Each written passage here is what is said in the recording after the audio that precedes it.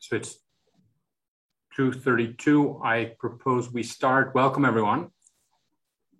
Good afternoon and welcome to this Water Institute Water Talk at the University of Waterloo. My name is Roy Brouwer. I'm the Executive Director of the Water Institute, as you probably know, and I want to start the Water Talk by acknowledging the land from which I am participating in this meeting. So here in the Waterloo region, I'm on the Haldimand Tract, land that was promised to the Haudenosaunee of the Six Nations of the Grand River. And here you see a map of the land. The Haldimand Tract is within the traditional territory of the neutral Anishinaabe and Haudenosaunee peoples. And as you can see from the map, there is a discrepancy between what was promised and where the original inhabitants of this area ended up living, and what was ultimately given as part of the agreement. The reserve is on approximately 19,000 hectares, whereas the original size of the land was almost 400,000 hectares. I encourage you to take a moment to recognize the traditional land where you are. Before I introduce today's speaker, just a few housekeeping items.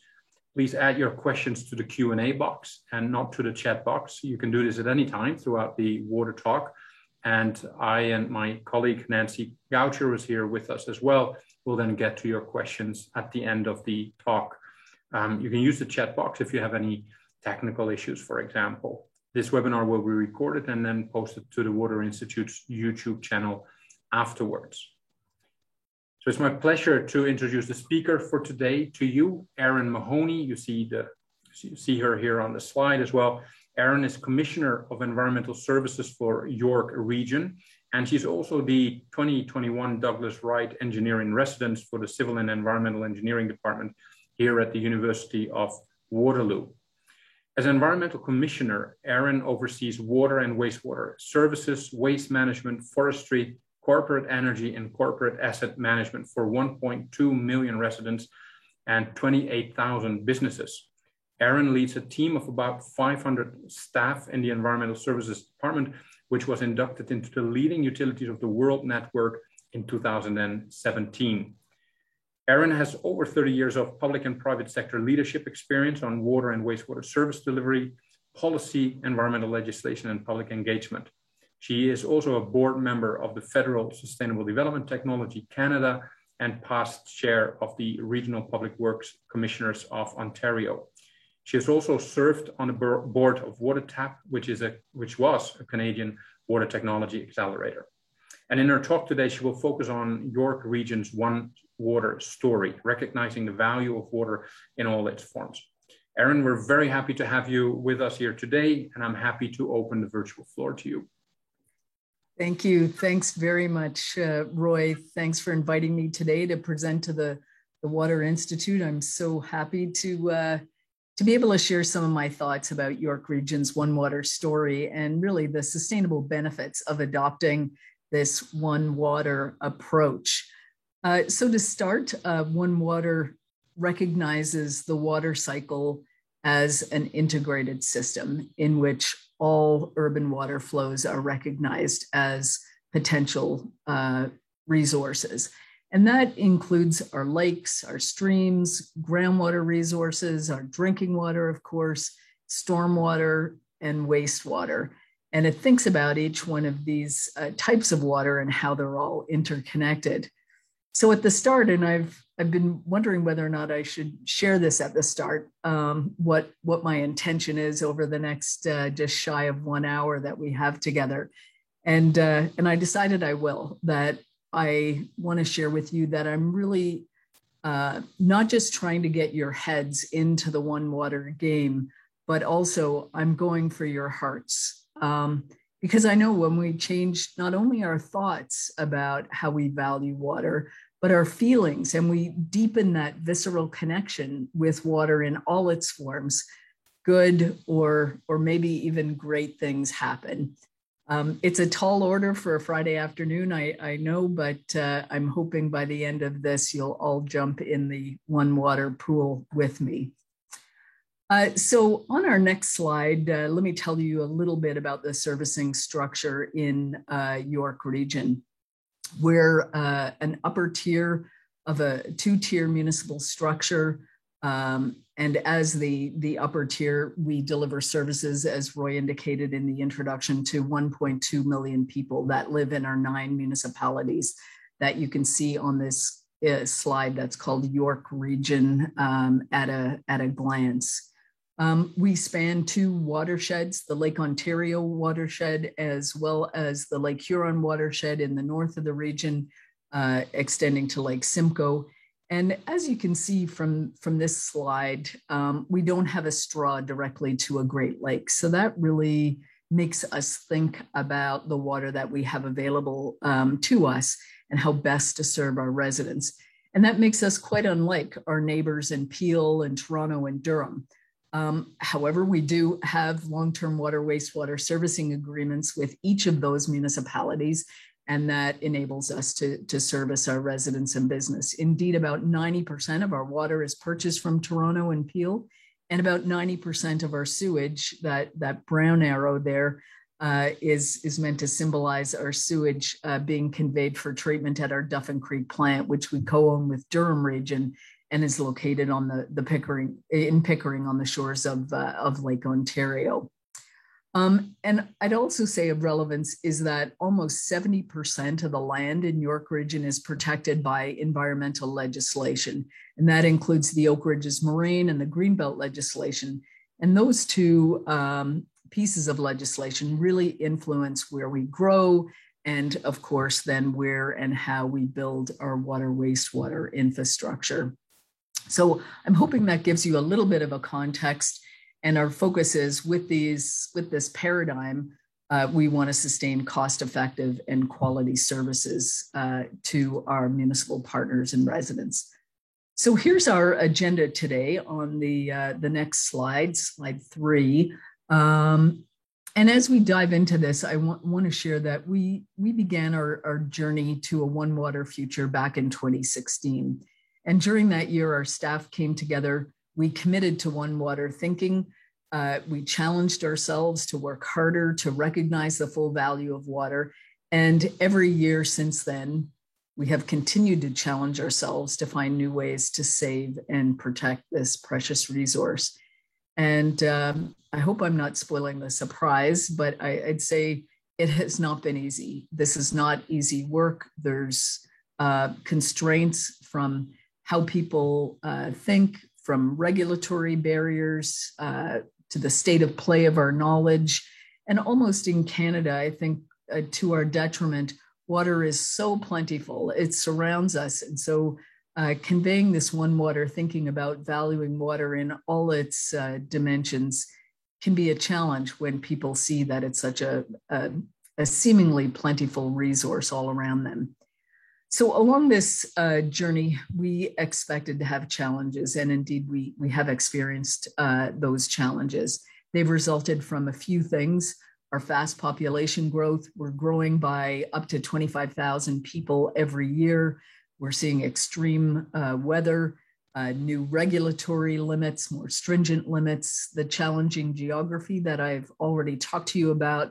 We span these 2 watersheds, lots of environmental protection of lands across the region, as well as growing pressures in operations and capital costs. So we need to balance 2 things that are quite challenging on our One Water journey. We need to meet increasing water demands, and at the same time, we need to achieve financial and environmental sustainability while meeting those demands. So some factors that I'll share in this balancing act are, considering this fast population growth, which increases the system demand, our geographic isolation. I talked to you about the no direct access to Lake Ontario. And there's requirements on transferring water across different basins of the Great Lakes. And this limitation informs how much water we can transfer.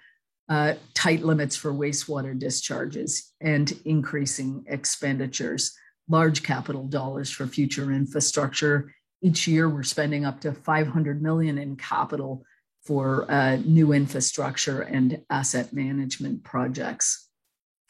So on the next slide, we're just really addressing the core question of what is One Water.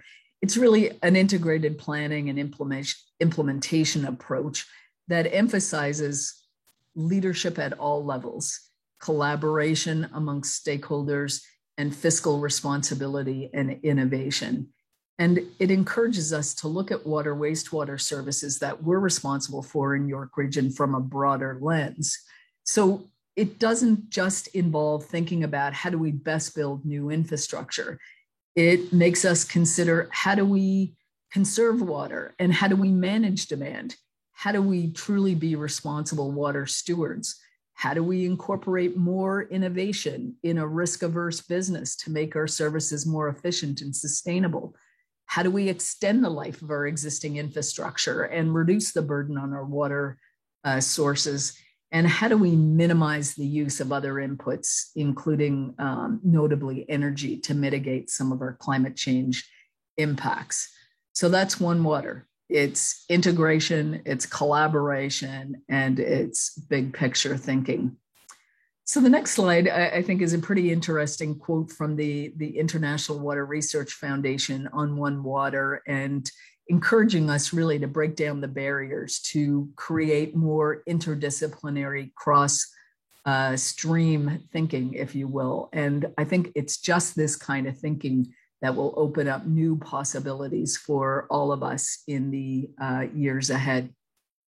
One Water is not just unique to York Region. It's been a concept that's been adopted by leading utilities around the world, encouraging us to think about all sources of water: drinking water, wastewater, recycled water, rainwater, because all of these are part of a finite global resource. And by leveraging previously untapped sources of water and using some natural instead of all built solutions, we think that One Water thinking can benefit our communities and the environment while costing less than conventional approaches. So it's this holistic and dynamic approach to decision-making that helps us break down the silos and broaden our thinking to recognize different perspectives, the perspective of partners as we try to reach better decisions, and the needs of our communities in implementing those decisions.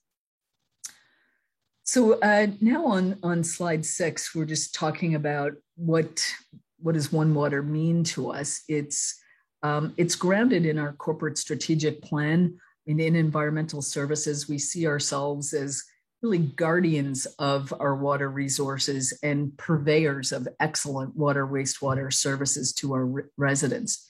As I said, we developed this One Water approach about 5 years ago, and we've thought about not only what our own experience and expertise is in trying to advance this One Water concept, but we've also really learned from others across the globe, including the Water Research Foundation. They've been helping us on water reuse, the US Water Alliance, and the Water Services Association of Australia has really helped us advance our thinking on integrated water management. And I really love the statement from the US Water Alliance, because I think it perfectly captures York Region's One Water aspiration. And they say, no matter who we are, where we live, or what we do, water connects all of us. And when we embrace the belief that water in all its forms has value, water in our lakes, seas, rivers, streams, drinking water, wastewater, and stormwater, the full water life cycle can be optimized to build strong economies, vibrant communities, and healthy environments. So I just love that, because I think it really embraces all the components of our aspiration, all forms of water, and then in service of building stronger economies, better communities, and healthy environments. So a great statement to ground ourselves in. So slide 7 shows our One Water vision. And here we recognize our municipal water system is part of this larger water cycle in the natural world. I think at York, we really believe that the full value of One Water can only be unlocked through partnerships. We need to include our Indigenous communities, governments at all levels, academia, businesses, and households. And we all need to come together to preserve and value water for the generations to come. I mean, in York, we have a few key partners for which we share responsibility for our water resources. And as I mentioned, we are a two-tier governance system. So our local municipalities help us, our regional partners help us, because with all three of us, we are delivering from lake to tap and tap back to lake. The conservation authorities are important partners of ours. As I mentioned, we span a couple of watersheds, so they help ground our thinking on water and the natural environment. And we're learning from Indigenous people. Many who live in our areas, they continue to practice traditional water-related work and activities. These peoples have called on governments to work with them to implement the Water Declaration, which they drew up in 2008 to protect water resources. And we know we have much to learn from Indigenous peoples on traditional ecological knowledge to augment our Western water management and science approaches, because we know Indigenous peoples take the view that science and technology alone can't address the water challenges, and alternative perspectives are required. So very much we're in it together, and it takes partnering across sectors and across points of view to be successful with One Water. Our next slide talks about some of the things that we're doing on the demand management strategies. We have two key demand management strategies that support our One Water thinking and help us reduce the burden on our water sources and infrastructure. And they are our water conservation and inflow infiltration reduction strategies. We created these strategies about 10 years ago. We update them every 5 years, and indeed we've just completed a 5-year update this year. Both of these strategies have really helped us be more responsible water stewards and deal with the impacts of a changing climate. And in updating these strategies, we're beginning to think that they're also helping us be more closely aligned with circular economy concepts that focus. We're really exploring the circular economy in our waste management business and services. And we know that the circular economy encourages us to conserve and reuse and repurpose resources, not just extract, use, and dispose of them in a linear fashion. And really, when you think about One Water, this concept of circularity is really deeply embedded in One Water thinking and One Water action. It's reusing, not just treating and discharging or minimal levels of treatment. It's really valuing the water in all its concepts and seeing, well, is there now another use that I can make of that water prior to discharge? So we are thinking about demand management in the concept of infrastructuring, and we're advancing our One Water vision by using principles of innovation, integration, and infrastructuring, which we'll get to on the next slide. So here on slide 9, we're talking about the 3 principles that guide our decision-making. The first, as I mentioned, is innovation. Here we're encouraging ourselves. My sort of favorite definition of innovation that I still have lengthy debates with our staff on is doing more with less measurably. But here we've taken a bit of a view that innovation encourages us to explore new concepts and ideas to promote both cost effectiveness and environmental sustainability through our capital planning and delivery process.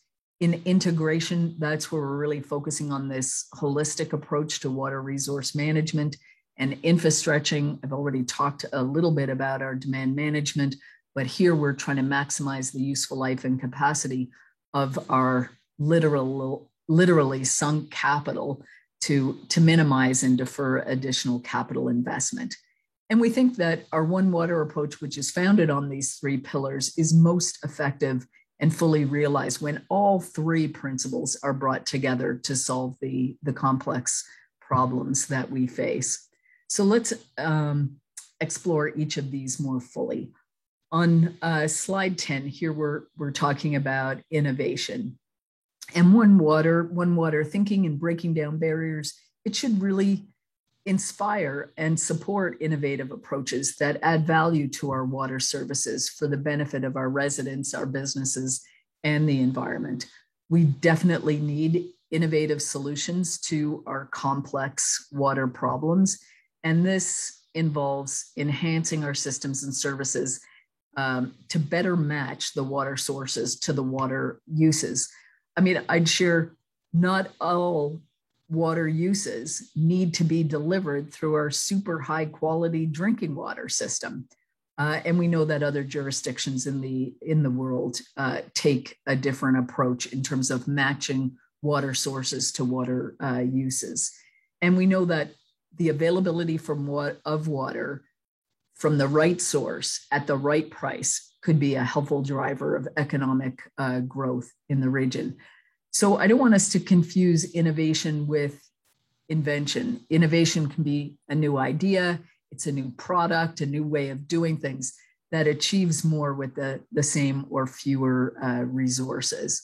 And by embracing this principle of innovation, which is hard for us in risk-averse, highly regulated water businesses, we have to deliberately develop and sustain a culture of innovation so our approaches can benefit from best-in-class thinking on what's new and helpful out there in the water industry. So part of our work in this area of innovation is getting together with other partners and learning about what they have done and their experiences. And when I think we open ourselves up to these innovative ideas, we develop a greater understanding and maybe take some small steps forward to leverage our different water sources and form ideas on how we might better influence building codes, our official plans, our regulators to support these future innovations. The next one on slide 11 is integration. And as I said, this recognizes that all forms of water are ultimately connected in a complex living system. And to better manage and protect that living system, we have to work together to share and connect our plans, the practices we have, the knowledge that we've built. And by advancing a collaborative One Water culture and adopting this whole systems thinking, I think we can break down the barriers, break down the silos, and get these new ideas implemented more quickly, influencing each other, deepening the linkages across our plans and initiatives, help us, I think, really create the future we want with more certainty. And for someone like me who doesn't have any patience, hopefully more quickly. So within integration, we are also making sure that we understand our financial and non-financial costs and the benefits of initiatives, and that these are aligned with our One Water goals. So the bottom line with integration really is ensuring that One Water is woven into our culture, into our strategic plans, into our other planning documents, in addition to just putting it in our water wastewater master plan, and that we're accountable and reporting on our progress regularly so others can watch and learn and hold us to account to deliver the benefits that One Water promises. So slide 12 shows us the third pillar, and this is the one that we've talked about a little already, and that's called infrastructuring. And that means maximizing the useful capacity and the useful life of our built infrastructure to defer and minimize our capital investment, as well as making our systems more resilient, reliable, and cost effective.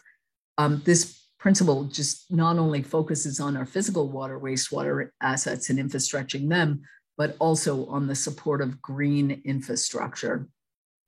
So One Water approaches achieve these infrastructure improvements at the same or lower net life cycle costs than traditional approaches. And we think with infrastructure, new development, for example, could include green features that reduce the cost of delivering water, wastewater services and prolong the life and quality of our public assets. So on the next slide, I'm just going to share a couple of examples of our One Water successes in York Region. For many years now, the region has really relied on a variety of demand management approaches to help stretch our existing infrastructure capacity. Our water conservation strategy that we've just updated has an increased focus on non-revenue water and introduces new ways to determine leakage and reduce leakage and improve our flushing practices. And to date, as the slide shows, we've saved 27 megaliters per day from the work that we've done as part of our Water for Tomorrow programs. And that is enough water to service about 135,000 people. So quite a sizable town or city. And as part of this program, I mean, we've done many things. We've changed almost 100,000 toilets to water efficient models. We've replaced over 100,000 shower heads. We've purchased over 10,000 rain barrels. We've completed 12,000 water efficient landscape visits. And we've conducted water audits at over 100 businesses. So a lot of work over the years in driving this level of conservation. Our revised inflow infiltration reduction plan, it establishes new targets. We've had a lot of success here.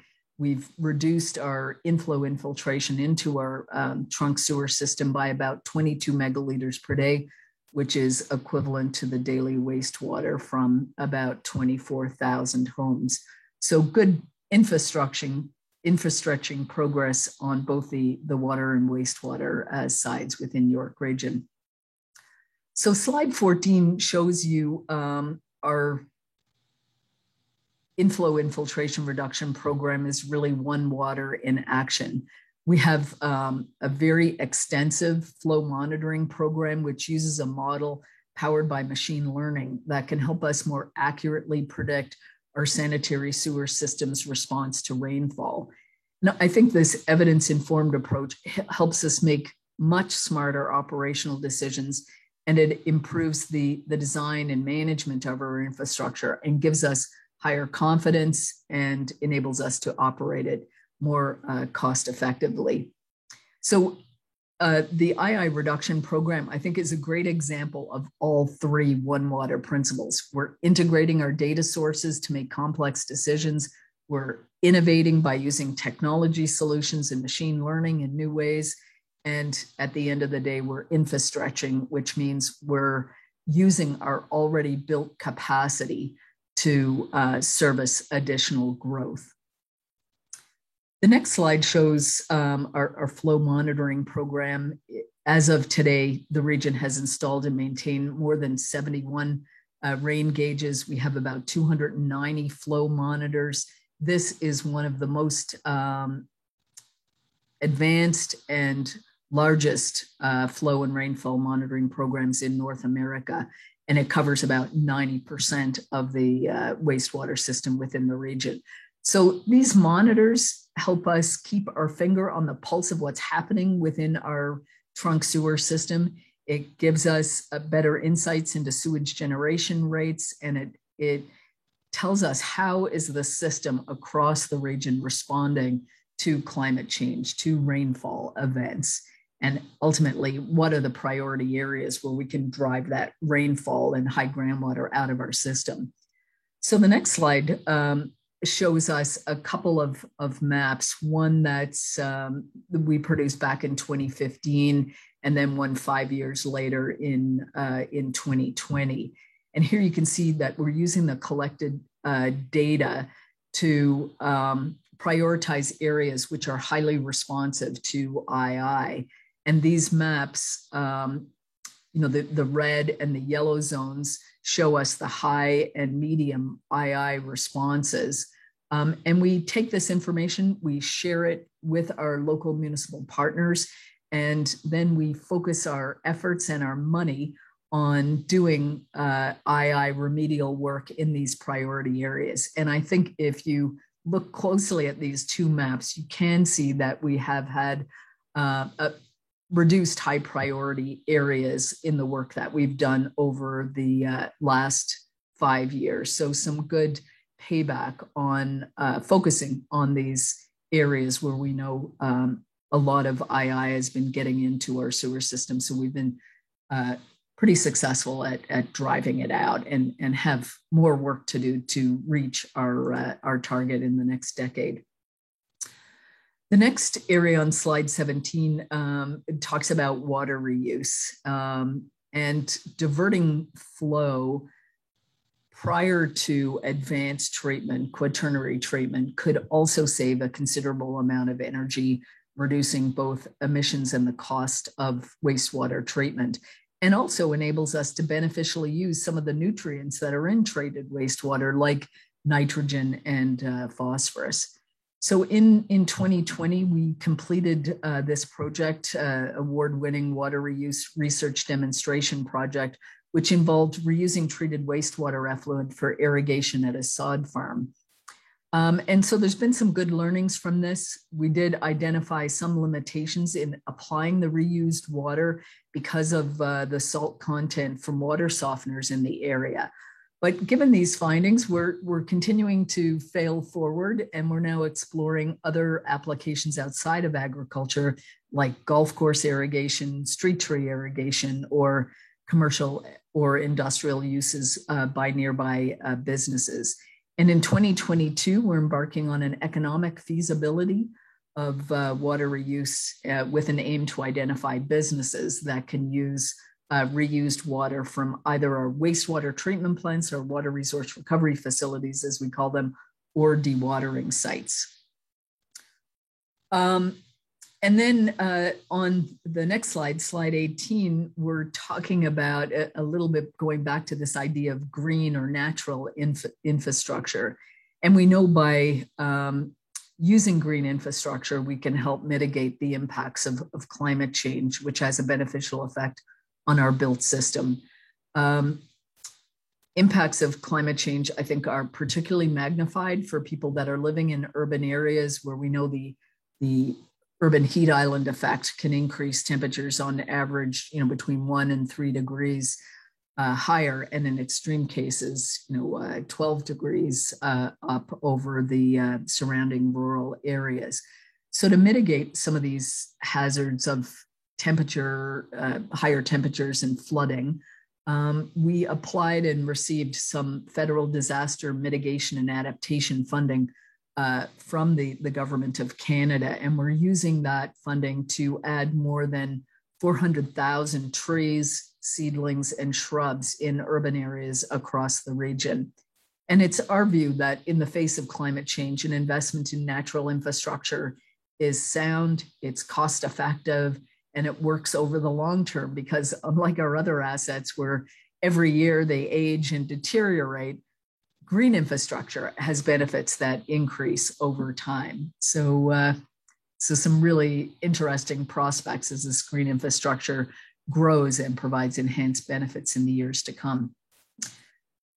So with that, I'll share a short video that summarizes our One Water approach, and one that we've been using to engage with the public and others that probably don't have the technical knowledges of some of the people that are on the call this afternoon, but is a way of sharing some of our ideas on One Water and sharing some ideas of what they can do to help in a One Water world. So we'll play that video now.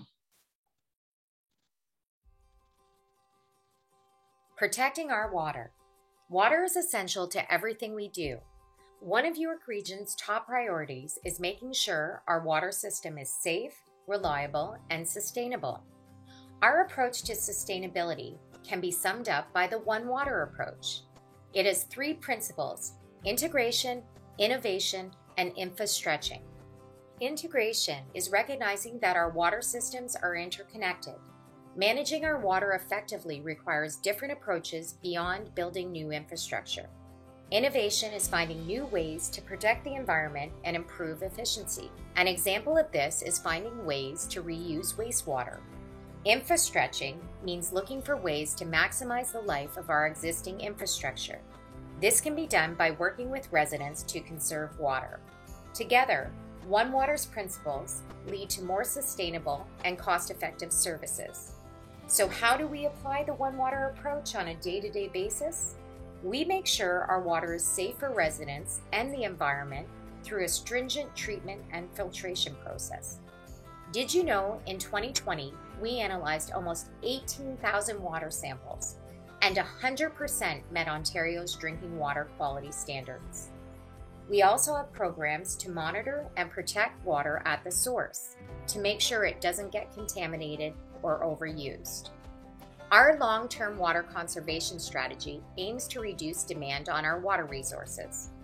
This involves everything from providing financial incentives for businesses who reduce their water use, to promoting water-efficient gardening, to finding and fixing leaks in municipal water and wastewater systems.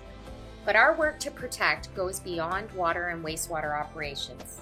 We work with residents to reduce waste and litter, which ultimately helps keep waste from blocking and contaminating our sewers and waterways. We plant trees and care for our natural heritage.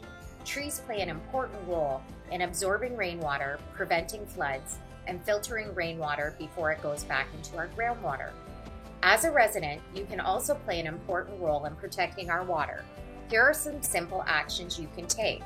Be aware of how much water you are using, both indoors and out. Turn off the tap when you're brushing your teeth. Use high-efficiency appliances and plant gardens that use less water. Did you know each municipality has an outdoor water use bylaw that specifies the day and time you can water your lawns and gardens? Help prevent rainwater from seeping into our sewage systems by using rain barrels and making sure your downspouts flow towards storm sewers. Don't flush anything besides the 3 Ps, pee, poo, and toilet paper. Not only can other material clog up your drains and cause a sewer backup, but they can also contaminate drinking water. For more tips, visit york.ca/waterfortomorrow. So, Protecting our water. So just to move to the last slide. So in wrapping up, just leave a couple of thoughts with you. Within York Region, as we continue to implement One Water over the coming decades, we are continued to focus on the affordability of our water services and protecting the environment. I think by viewing all water as a valuable resource, our aim is to reduce the need to build new infrastructure. By conserving water, we'll make the best use of our existing infrastructure, and by finding innovative ways to reuse our treated wastewater, we'll reduce the pressure on our natural and financial resources. So thank you for letting me share a bit about our One Water vision and some of the progress we've been making on our journey here in York Region. I hope at least a few of you have jumped into the pool with me, and I'm happy to take any of your questions. Thank you very much, Erin. That was an amazing presentation. Congratulations with the success and the achievements that you made. I enjoyed the film very, very much. Just before this water talk, I had a meeting with a journalist student from Carleton, and I think she's on this call as well in this presentation. Maddie is her name, and I gave her the example of not running the tap when you brush your teeth, and I was told this when I was 5-6 years old in the Netherlands, where we have water abundance, like in Canada, or where people think we have water abundance, and it just sticks. So fantastic presentation. Thank you very much. I'll just ask very briefly a question first, and then I see there are 4 questions in the Q&A, and so Nancy will take over after that. I just wanted to kick off the discussion a little bit by asking you how easy it was for you to develop this impressive One Water integrated water management approach with the resources that you had, and how maybe developing and implementing this approach changed perhaps your view on the kind of people that you're interested in hiring, like the students that are on this call, for example. What kind of characteristics and features, attributes are you looking for in young people that are interested in working with you in the work that you're doing?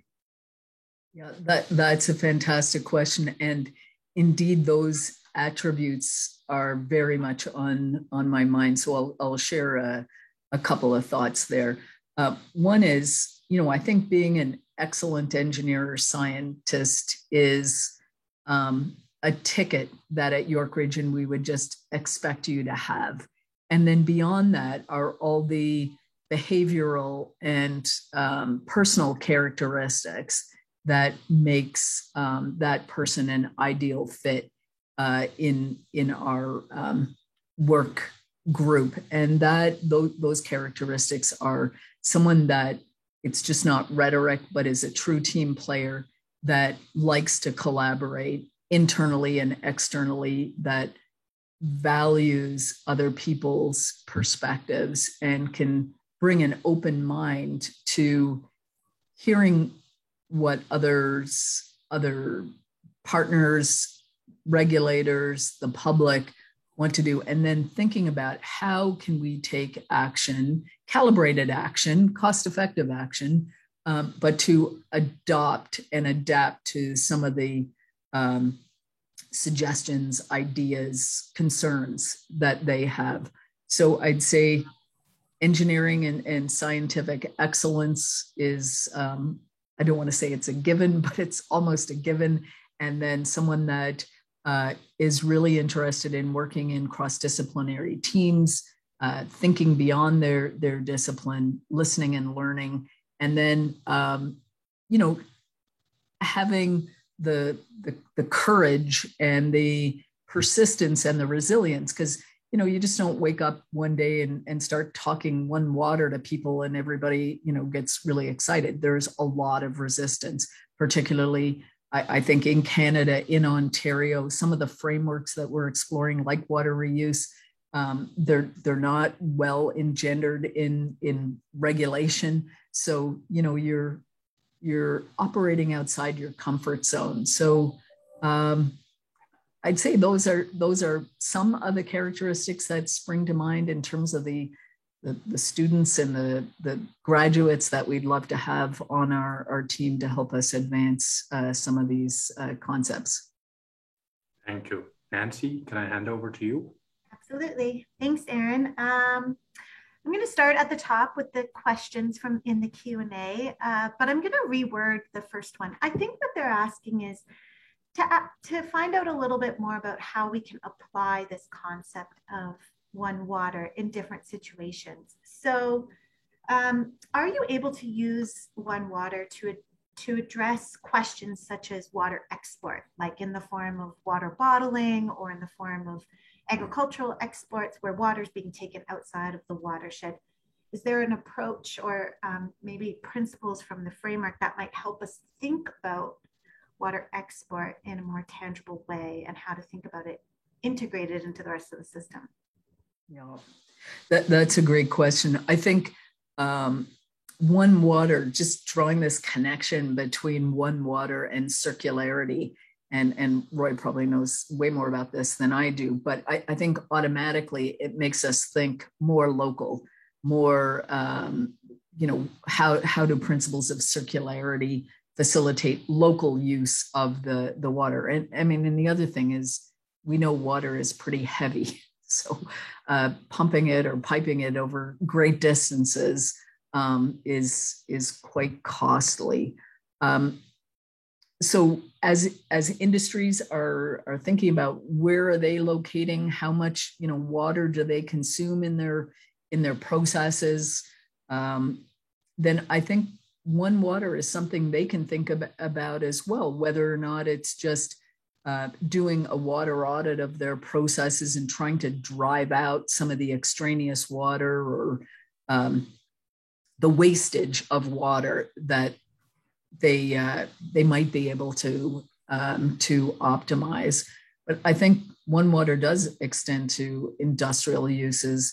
If it involves cross-boundary transport, I think you can apply One Water thinking to that and say, if you're talking about interbasin transfer, for example, is how do you reduce or minimize interbasin transfer by doing some of the infrastretching or demand management things I talked about, including water conservation.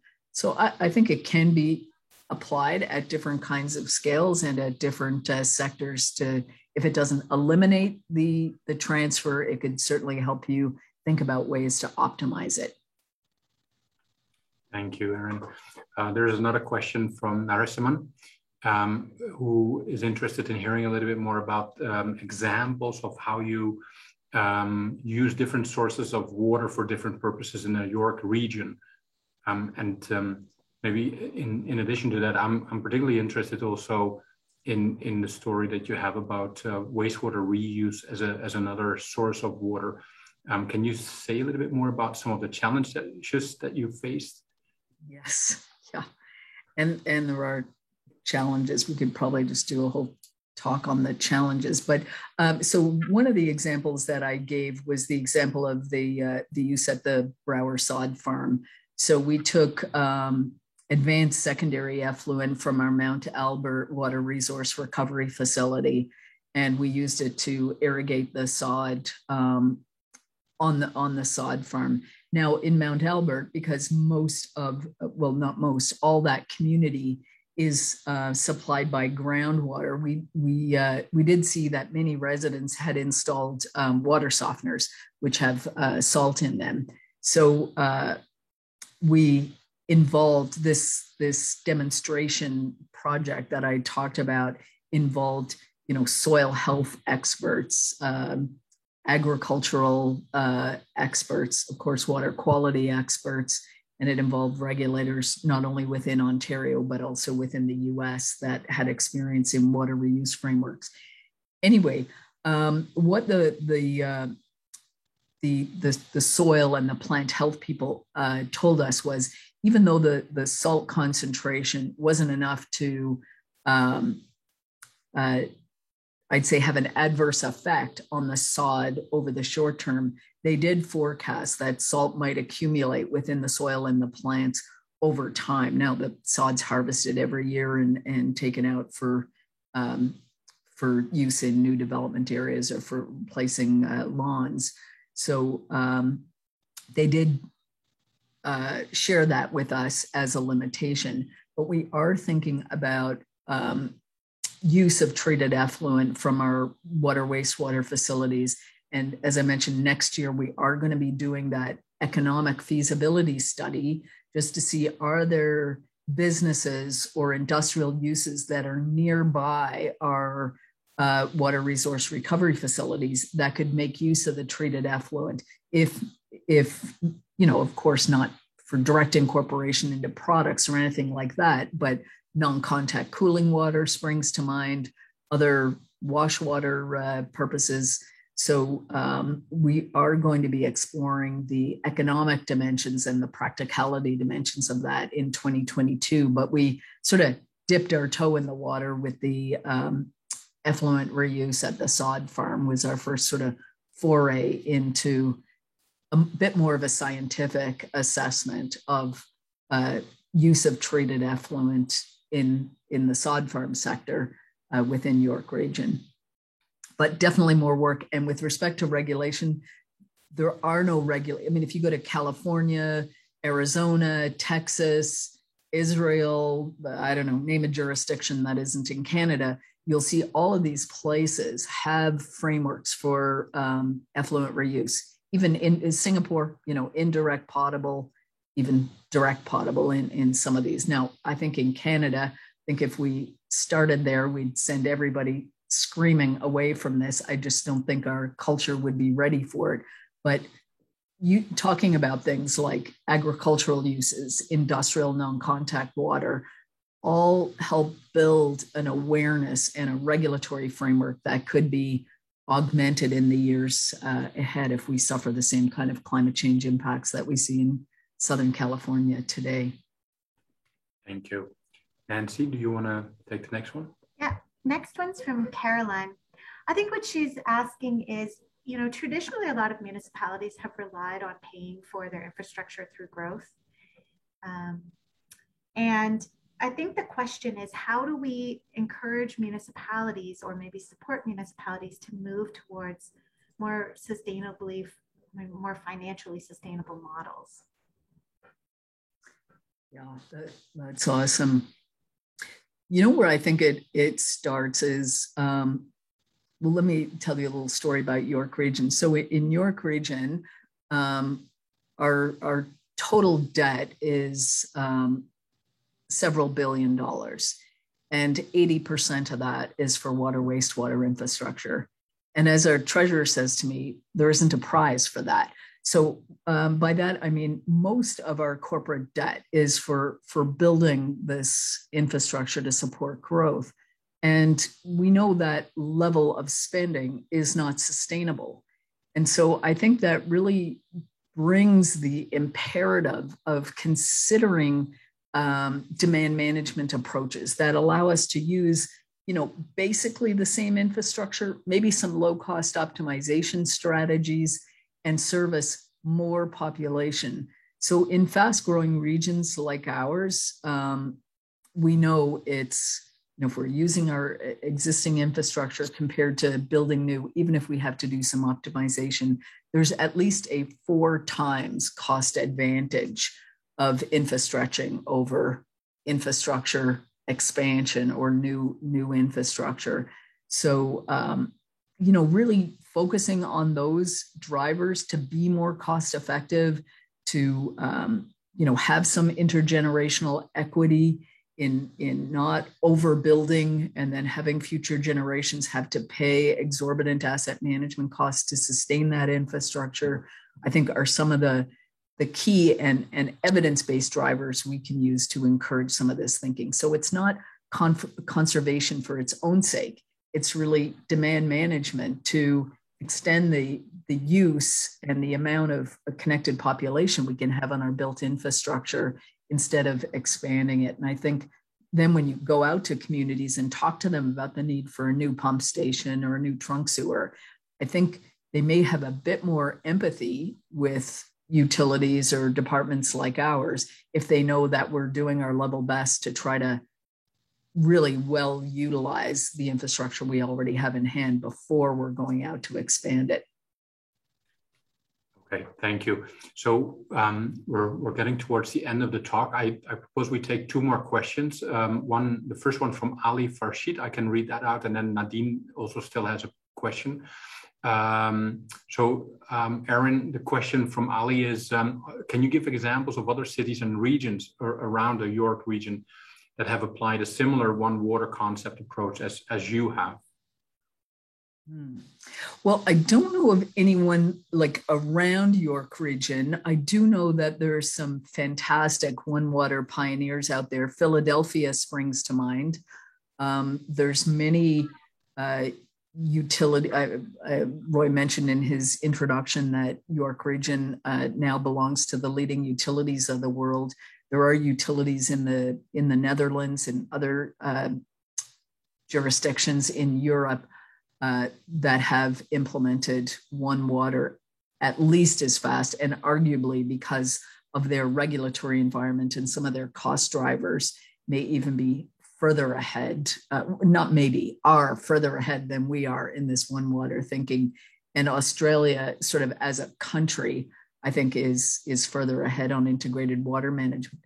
Unfortunately, it sometimes comes back to that old saying, you know, don't waste a good crisis. And that's what we've seen in California, where they have water reuse frameworks, in Australia, where they have integrated water management, it's all born out of necessity because they've had drought, they've had extreme weather events, and they've had to value water in a different way than we do, and we have the basic luxury of doing in Canada.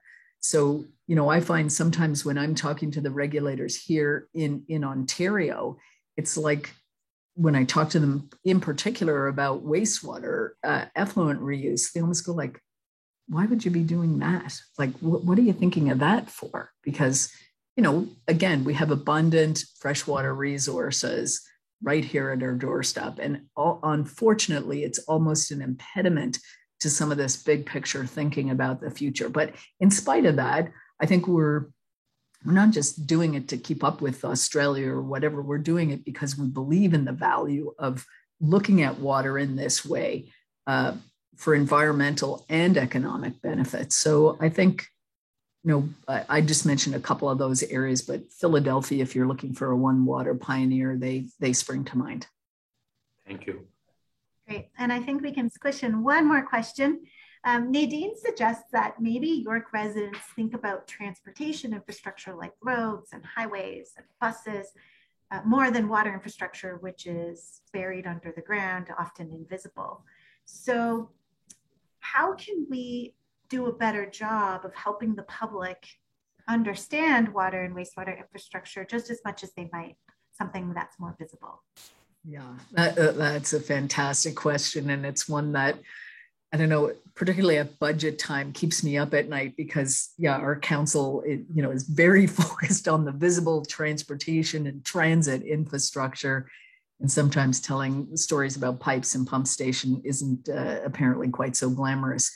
And as Nadine is suggesting, our infrastructure, our, you know, buried infrastructure, we and others call it brilliantly invisible. So there it is, you know, hands up if you've had a power outage over the last few years. You know, I'm sure many of our hands, mine would go up, but, you know, hands up if you've had a water outage over the last several years. Way less hands are going to go up. So we are just quietly beavering away, delivering, you know, highly reliable water wastewater services. But it's, as Nadine is suggesting, it's out of sight, out of mind, unlike our transit and transportation infrastructure. So I think, you know, better leveraging some communications tactics. I mean, some of the things that we've done on the One Waterfront is we've had a Water Heroes campaign, and there we're profiling our frontline water operators, talking about what they do. We've profiled firefighters who use water, but recreational uses of water. So try not just to talk about our infrastructure, but building a connection and a feeling that people have with water, and then building it up from there to talk about, okay, now that you're interested in water, let's talk to you about some of the things that we do that are all involved in getting you excellent water services to your tap.